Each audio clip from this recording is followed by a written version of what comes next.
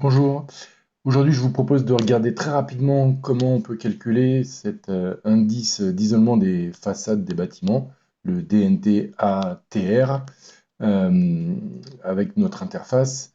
Donc j'ai préparé un petit modèle très très simple, hein, c'est modèle classique que vous avez dans le menu qui vous permet de tester certaines fonctionnalités en 2 clics. J'ai désactivé toutes les sources ferroviaires et routières. Je n'ai pas de source industrielle par ailleurs. Et j'ai simplement gardé ce tronçon de route que pour le besoin de la démo, j'ai paramétré de manière un peu grossière en mettant aucun véhicule léger ni le jour ni la nuit et en mettant énormément de véhicules lourds, histoire de, vous voyez, j'ai 96,79 décibels la nuit. Vous lancez le calcul, je l'ai déjà effectué, donc j'ai déjà mes résultats. Là, pour le tuto, je vais me baser sur les résultats d'un calcul en récepteur, mais j'aurais très bien pu travailler aussi en calcul horizontal, puisque cet indice est aussi accessible en calcul horizontal. Sur le calcul récepteur, donc l'avantage c'est que je peux disposer d'étiquettes et donc je vais ajouter des étiquettes avec d'une part ben, l'indice LAEQ nuit, pardon, hein, que j'appelle de la même manière, ce qui va me servir de référence, et d'autre part le LAE, le fameux DNT-ATR. Donc vous voyez que ici, je peux choisir mon niveau de confort, c'est-à-dire la limite que j'exige en intérieur du bâtiment. Donc ici, on la fixe à 30 décibels pour cette première démo.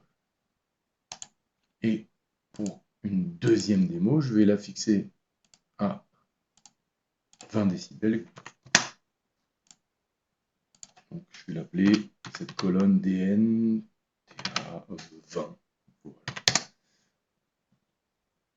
Et j'affiche mes étiquettes et pour bien comprendre, je n'ai plus ensuite qu'à aller regarder ce dont il s'agit. Donc, si je m'intéresse à des étiquettes, récepteurs qui se situent près de la route en question, on voit que pour un LAEQ de 87,1 avec la première contrainte de 30 décibels en intérieur, ben, j'ai fait chuter, j'ai exigé un niveau de 30 décibels en intérieur, donc la quantité entre guillemets d'isolement que je dois créer est de 57,1 décibels.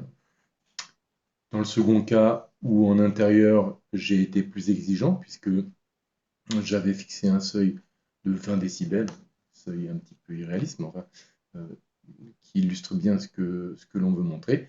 Vous voyez qu'évidemment, il faut que j'accroisse de 10 la quantité d'isolement. Voilà donc pour un petit point très simple. Vous avez les formules essentielles finalement qui permettent de calculer cet indice qui sont rappelés ici. Et je vous renvoie pour le reste à la réglementation qui est abondante et que vous connaissez certainement mieux que moi. En tous les cas, j'espère avoir un peu éclairci ces calculs effectués par Mitrasig dans cette circonstance de l'isolement des façades. Bientôt pour un prochain tuto.